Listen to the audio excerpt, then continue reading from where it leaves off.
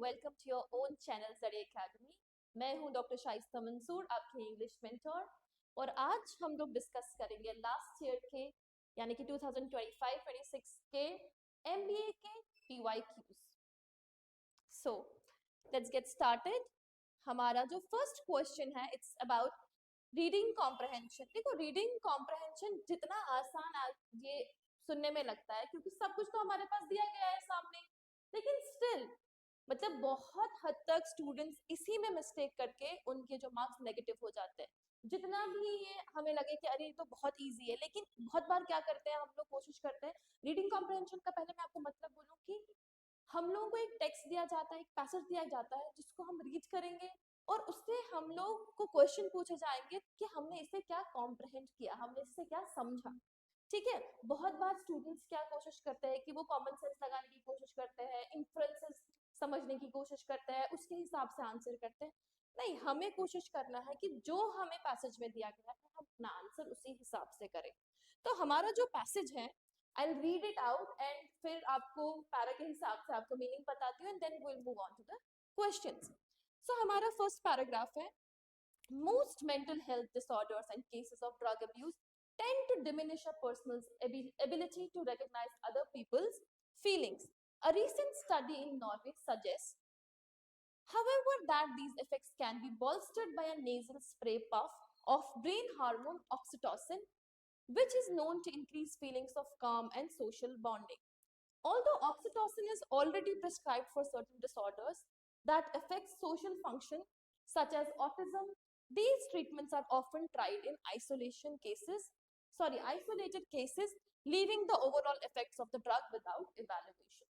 So जो हमारा ये पहला पैराग्राफ है, इट्स अबाउट कि कैसे मोस्ट जो मेंटल हेल्थ डिसऑर्डर्स और केसेस या ड्रग अब्यूज के केसेस हैं वो एबिलिटी डिमिनिश करता है एक पर्सन की, कि जो फीलिंग्स है एक पर्सन की उसकी एबिलिटी को रिकग्नाइज करने की फीलिंग को डिमिनिश करता है. ठीक है, और एक नॉर्वे में स्टडी हुआ था जिससे हमें दिखाया गया कि कैसे नेजल स्प्रे पफ से ब्रेन हार्मोन ऑक्सीटोसिन को स्ट्रेंथन किया जा सकता है ताकि जो feelings of calm and social bonding increase हो. ठीक है, ऑक्सीटोसिन ऑलरेडी जो है उस पर काफी काम हुआ है और बहुत सारे मेंटल डिसऑर्डर्स के लिए ऑलरेडी प्रिस्क्राइब किया जाता है, जैसे ऑटिज्म के लिए. लेकिन अभी भी जो ट्रीटमेंट्स ऑक्सीटोसिन के ड्रग से होते हैं वो आइसोलेटेड केसेस है और बहुत सारे इफेक्ट्स जो है ड्रग के अभी भी अंडर इवैल्यूएशन है.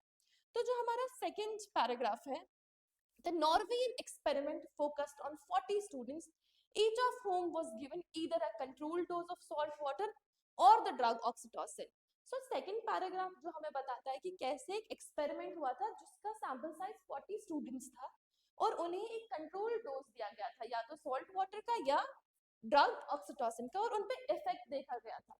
तो after the nasal dose the students were shown faces of happy, angry or neutral expressions, some of which were subtler than the other.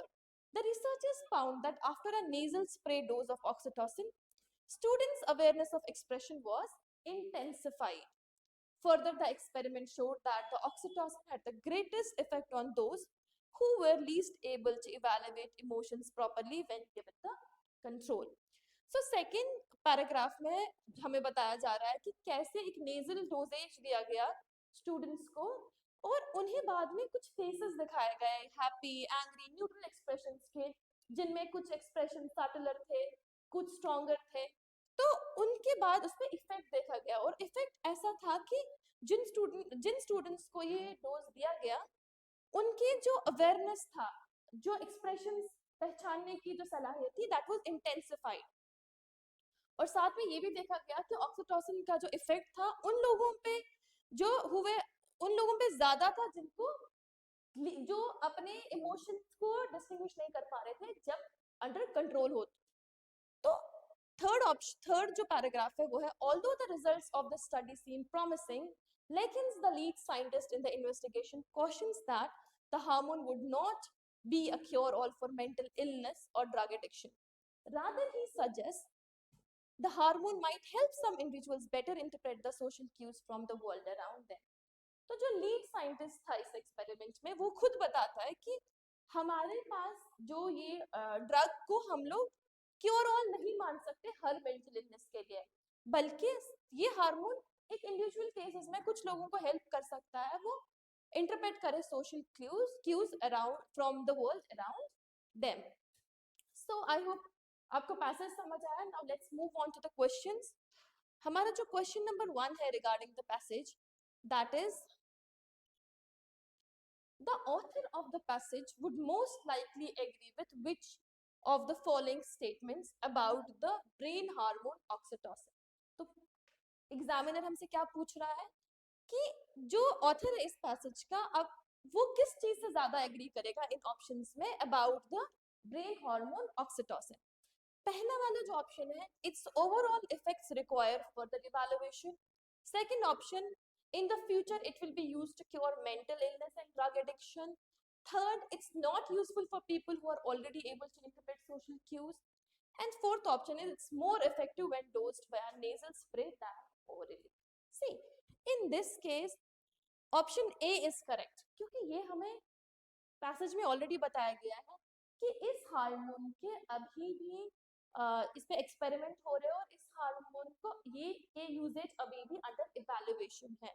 Second नहीं हो सकता क्योंकि ऑथर जो है पैसेज का थर्ड पैराग्राफ में हमें बताया गया है कि जो लीड साइंटिस्ट है वो he himself mentioned that it can not be cure for all mental illnesses. And third option again, it might be useful for the people who are not able to interpret social cues.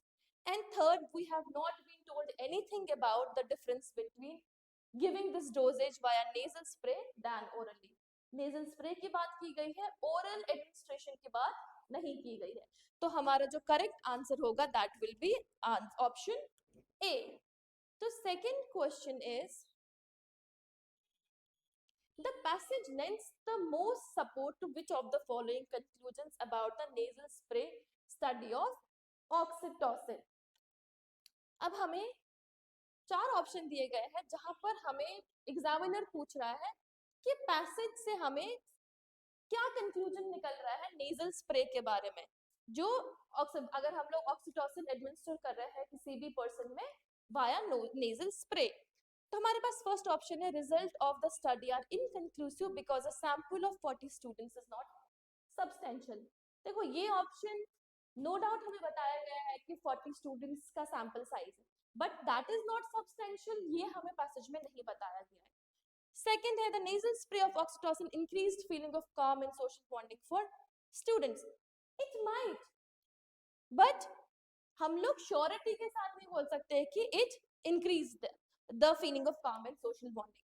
Many students were unable to recognize the expressions shown to them when given only the controlled dose of salt water. Again, this is wrong because we are in the passage we can see that it's already written कि बहुत सारे students expressions recognize कर पाए, नहीं कर पाए, नहीं बताया गया. तो लास्ट ऑप्शन जो है, students who might need oxytocin most are the ones who appear most responsive to the hormone. This option is correct because अगर हम लोग पैसेज पे वापस देखेंगे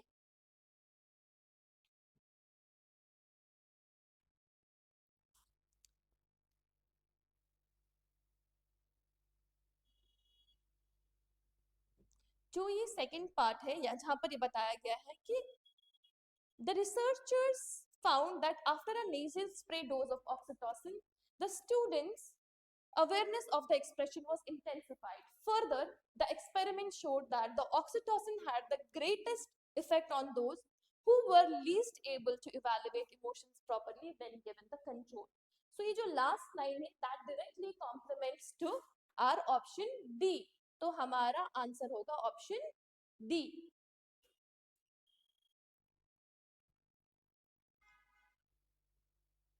Let's move on to next question.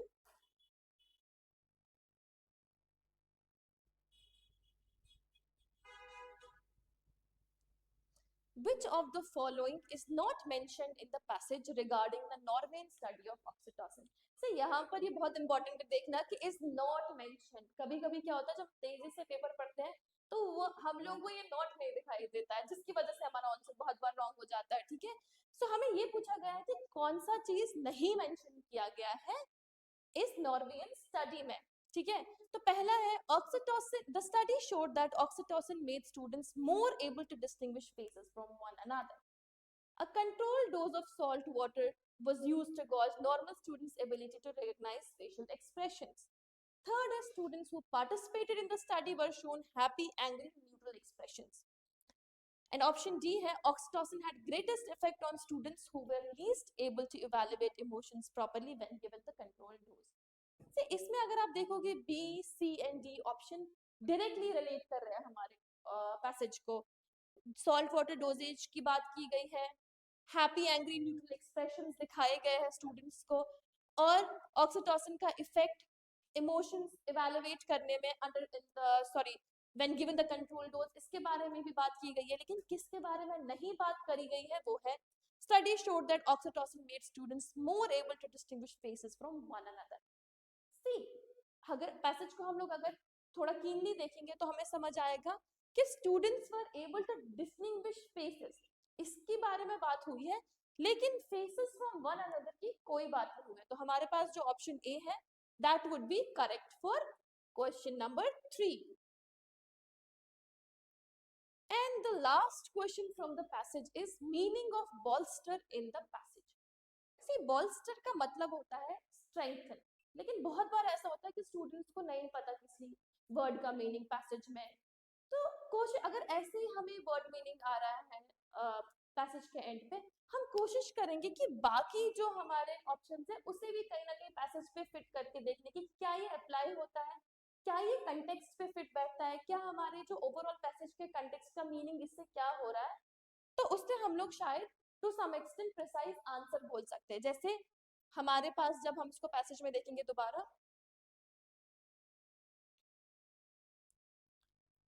सी यहाँ पर ये यूज किया गया है word however that these effects can bolstered by a nasal spray puff of brain hormone oxytocin. पहला ऑप्शन था पिलो, अगर आप इसको बोलोगे effects can be pillow by a nasal spray, wrong. Second option था strengthen by a nasal spray.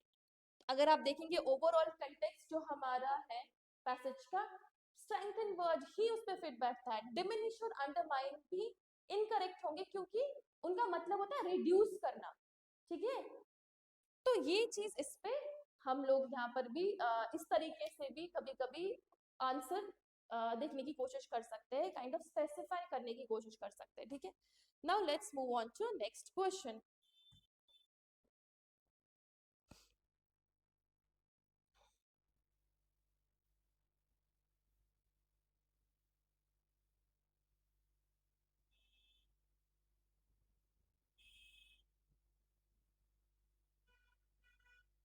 Now we have question number 5 is spot the error.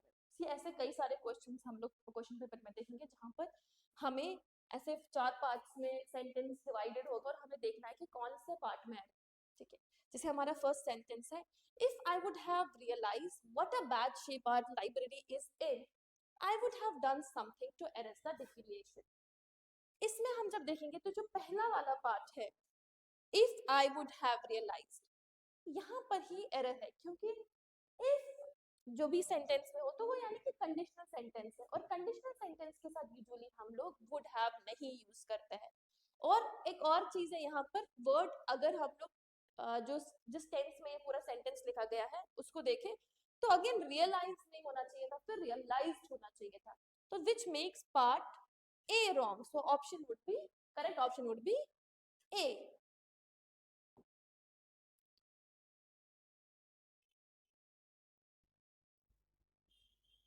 Question number 6 is again spot the error.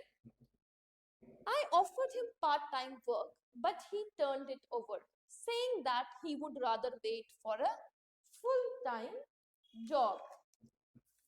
So इस sentence में अगर हम देखेंगे जो phrase use किया गया है turned it over. Turned it over का मतलब रिफ्यूज नहीं होता है.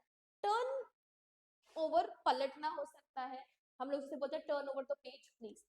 ठीक है ना, रिफ्यूज करने के लिए जो करेक्ट फ्रेज है वो है turn down. He turned it down. ठीक है, so the option would be B यहाँ, क्योंकि यहाँ पर सेंटेंस होना चाहिए था I offered him part time work but he turned it down saying that he would rather wait for a full time job. Question number 7 is fill in the blanks.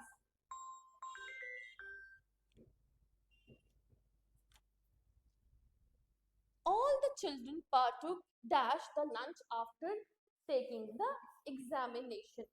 So ये sentence का answer करने से पहले हमें ये पता होना चाहिए कि वर्ड partook क्या है. Partook is past of partake.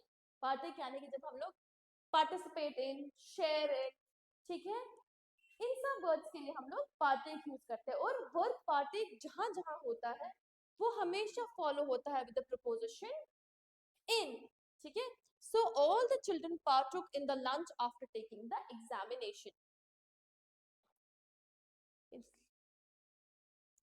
Question number 8 again is the fill in the blanks. He promised to stand dash me dash through thick and thin. See, यहाँ पर again the answer would be option A. He promised to stand beside me through thick and thin. क्यों? क्योंकि जब भी हम लोग support की बात कर रहे हैं हम लोग बोलते हैं स्टैंड बिसाइड्स मी, ठीक है, क्योंकि यहाँ पर सपोर्ट की बात हो रही है. और again through thick and thin जो है एक फिक्स्ड ईडियम है जिसका मतलब होता है इन ऑल सिचुएशंस. तो यहाँ पर इन थिक एंड थिन कोई ईडियम नहीं है. अगेन जो और हमारे पास 3 ऑप्शन में, तीनों ऑप्शन में in thick and thin answer होता, तो ऐसा कोई ईडियम नहीं है. थ्रू थिक एंड थिन हम यूज करते हैं as a fixed idiom. So the correct option is option A.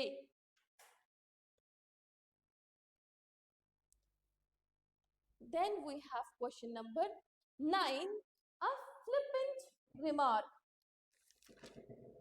A flippant remark is first pertinent, B lacking in seriousness, C respectful, D lacking in brevity. See, जो flippant का जो मतलब होता है वो होता है कोई भी ऐसा रिमार्क जो ट्रीट करता है सीरियस मैटर को lightly without proper seriousness.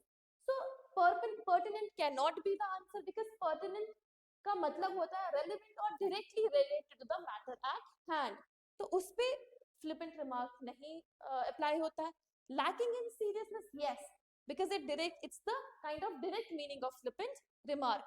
Respectful, again no, जो हमने flippant remark का meaning देखा वो respectful नहीं होता. Lacking in brevity, brevity का मतलब होता है not too long, a bit concise, ठीक है, brief, not wordy. So हमारा correct option होगा lacking in seriousness. Then we have question number 10. Again it's a fill in the blank. Choose the correct option to fill in the blanks. You dash because you dash were too fast. So यहाँ पर हमारे पास option है you will be stop because you were driving too fast. So it is not correct क्योंकि अगर आप sentence का sense ही देखोगे you will be stopped is incorrect. You have been stopped because you drove too fast. Again ये जो है perfect नहीं बैठता है टेंस के हिसाब से. हमारा जो करेक्ट ऑप्शन होना चाहिए वो होना चाहिए ऑप्शन बी, ठीक है. You were stopped because you were driving too fast, क्योंकि जब एक एक्शन इन प्रोग्रेस होता है पास्ट में जैसे वर्ड ड्राइविंग और वो एक और एक्शन कॉज करता है यानी कि वर्ड स्टॉप, तो हम लोग यूज करते हैं past continuous for ongoing action और सिंपल पास्ट फॉर जो है वो भी बहुत हद तक पैसिव वॉइस में फॉर द रिजल्ट और एक्शन टेकन. तो हमारे पास जो आंसर होगा that would be were stopped because you were driving too fast. Question number 11. Choose the correct option to fill in the blanks. Not again. This is the third time that I dash my keys since I dash home this morning. ठीक है, तो इसका जो option answer होगा not again. This is the third time that I have lost my keys since I left home this morning. So again it would be option B. क्योंकि जब भी हम लोग not again यूज करते हैं जैसे present perfect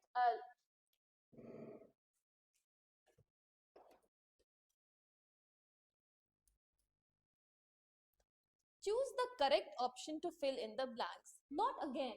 This is the third time that I dash my keys since I dash home this morning. So यहाँ पर जो ये expression है, this is the third time that, present perfect have lost use होता है ऐसे expressions के साथ, जैसे third time जो repetition दिखाए up to now. So not again. This is the third time that I have lost my keys since I left, because simple past left is used for a finished action at a definite time, और यहाँ पर finished action था this time, जो था definite time this morning, वो action finish हो चुका था.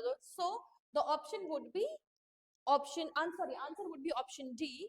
Not again. This is the third time that I have lost my keys since I left home this morning.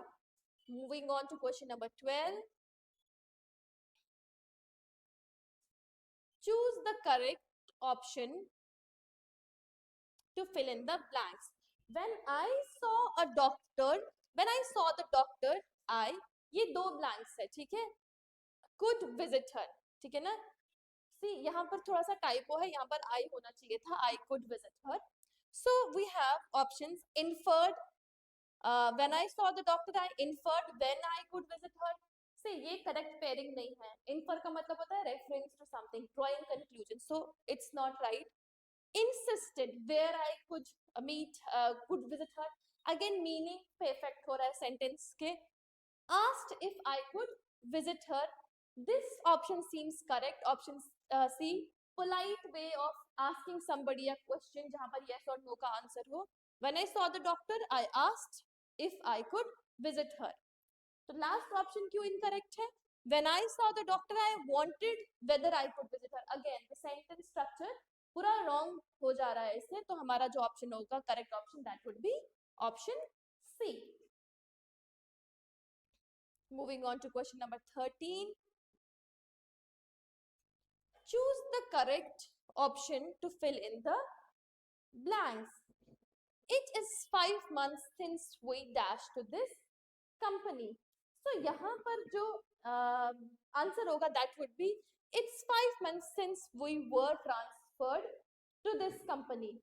क्योंकि जो structure है it is plus period of time और plus since, यहाँ पर usually हम simple past use करते हैं action के लिए, दिखाने के लिए. So were transferred would be correct on answer.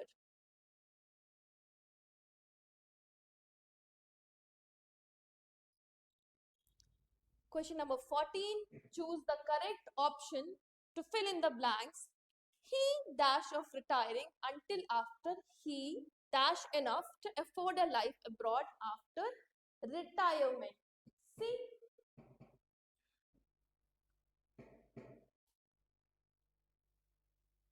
यहाँ पर जो आंसर होगा, जबकि यहाँ पर जो वर्ड until यूज किया गया है वो रेफर करता है फर्दर कंडीशन को, लेकिन हमेशा जब हम लोग until वर्ड यूज करते हैं हम लोग फ्यूचर टेंस विल यूज नहीं करते हैं उसके साथ, बल्कि हम यूज करते हैं present tense.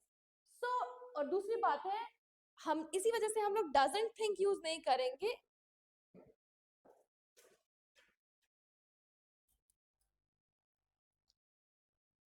Choose the correct option to fill in the blanks. He dash of retiring until he dash enough to afford a life abroad after retirement. See, हमें ये याद रखना है, until जो word no doubt एक future tense दिखाता है, future condition दिखाता है, लेकिन हम यहाँ पर future tense का इस्तेमाल नहीं करते हैं. Until हो, after हो, बिफोर हो, वेन हो, ये जो टाइम कंजंक्शंस है ये यूजुअली इसके साथ हम लोग प्रेजेंट या परफेक्ट टेंस यूज करते हैं, ना कि फ्यूचर टेंस. तो इस केस में डजंट थिंक इसके साथ करेक्ट होगा, ना कि वोंट थिंक. तो हमारे पास will, save, won't think, isn't thinking, hasn't thought, ये सब चीजें नहीं आएगा, बल्कि doesn't think यहाँ पर ज्यादा परफेक्ट बैठता है. और दूसरी बात है, जो सेविंग की बात की गई है, saving must be completed before he thinks of retiring, so we use present perfect. So has saved is correct option. So in this case option D fits it correctly. He doesn't think of retiring until after he has saved enough to afford a life abroad after retirement.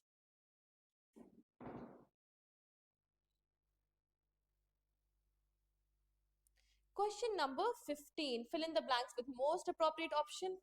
Whenever he refers to his favorites, he is voluble, but when he talks of his adversaries, he is dash. See, यहाँ पर हमें fill in the blanks दिया गया है, लेकिन actually हमें antonym सिनोनियम पूछा गया है, एक कॉन्ट्रास्ट पूछा गया है, बट का इस्तेमाल हुआ है कि जब वो अपने फेवरेट्स यानी कि जो उसके फ्रेंड्स हो, उसके फेवरेट्स हो, उनके साथ होता है ही इज वॉलेबल. वॉलेबल का मतलब होता है वो person who is talkative, Frank, who doesn't shy away from talking, ठीक है. But when he talks of his adversaries यहाँ पर ऑपोजिट ऑफ फेवरेट्स है, जो जिन्हें वो पसंद नहीं करता, ही इज. सी, हमारे पास एग्रेसिव भी हो सकता था, बिटर भी हो सकता था, रफ भी हो सकता था एक एडवर्सरी के साथ बिहेवियर में, लेकिन जो ये तीन ऑप्शन है, ये तीनों बिहेवियर या एटीट्यूड दिखा रहे हैं, ना कि स्पीच क्वांटिटी.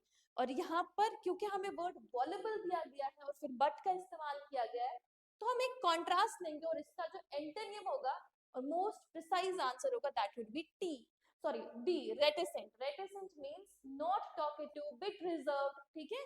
तो यहाँ पर एंटायरली फिट बैठता है.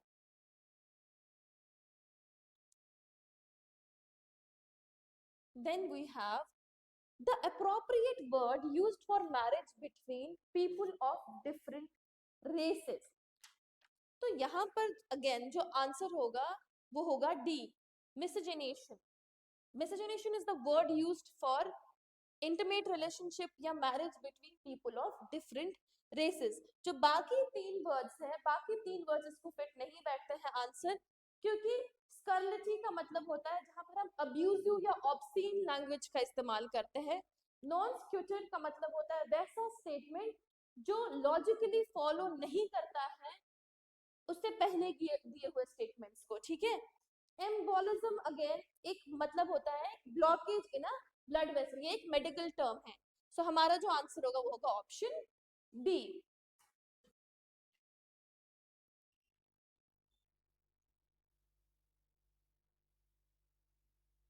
Now the author has included photographs in the book to lend verisimilitude to the story. Here verisimilitude means, ठीक है, यहाँ पर हमें verisimilitude का मीनिंग बताना है.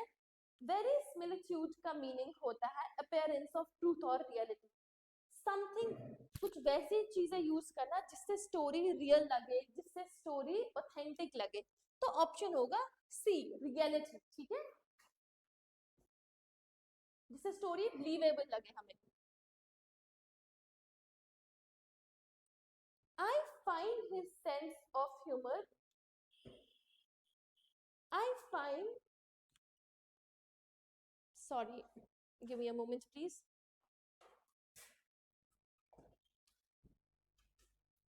I find his sense of humor rather puerile.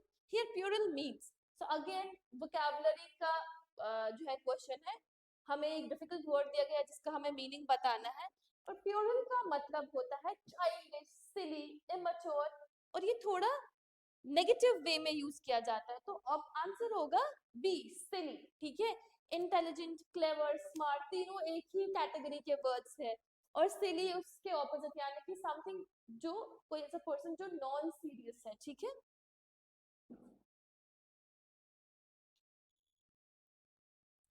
फिर हमारे पास है question number 19. Choose the right option to fill in the blanks. Sadly, there is always at least one person in a group who dash the group's progress more than he helps it. तो यहाँ पर जो हमारे पास answer होगा that would be impedes, option B. Sadly, there is always at least one person in a group who impedes the group's progress more than helps it. क्यों? क्योंकि subject यहाँ पर one person है, जिसका मतलब है एक सिंगुलर सब्जेक्ट है, तो जो वर्ब होगा in the present tense must also be singular, so we will use impedes. जो बाकी जो वर्ड्स है वो हमारे सेंटेंस स्ट्रक्चर पे फिट नहीं बैठते हैं, तो हमारा करेक्ट ऑप्शन है option B.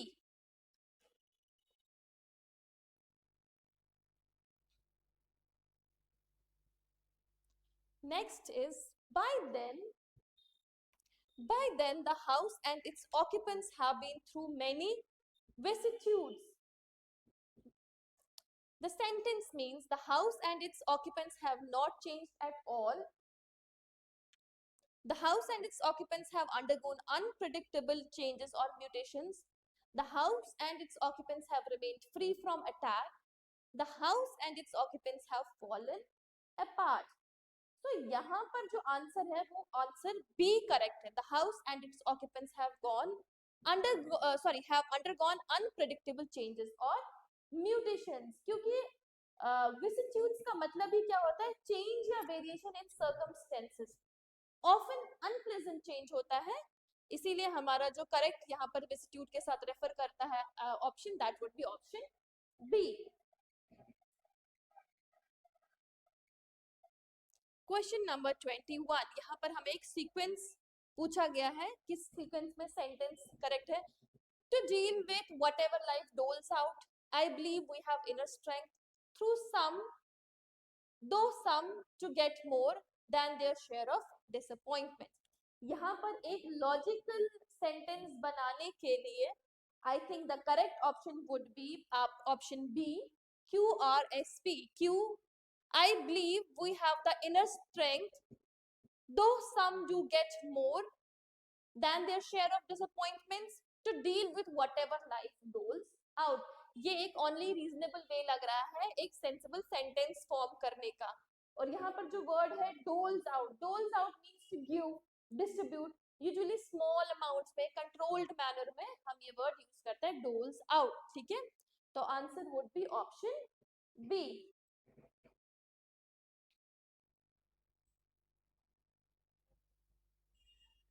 Next question is choose the correct option to fill in the blanks.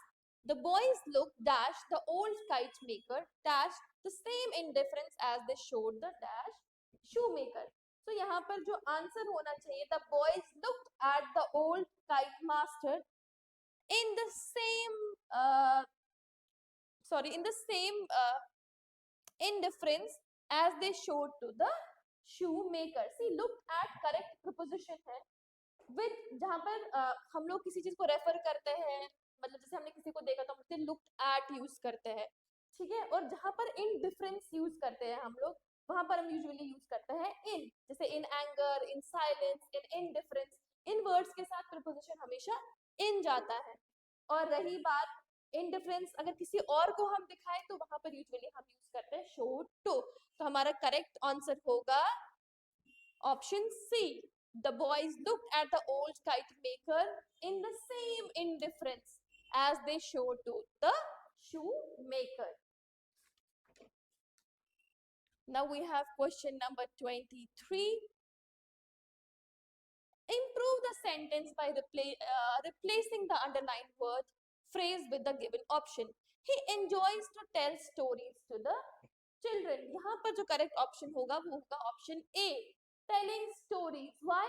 The verb enjoy जो है वो हमेशा follow होता है gerund और ना कि infinitive से. और gerund यहाँ पर क्या है? ing form verb का कौन सा है? telling stories. ठीक है, so he enjoys telling stories to the children. यहाँ पर infinitive use करना incorrect होगा और यहाँ पर ज्यादा बेहतर है हम लोग gerund का इस्तेमाल करें.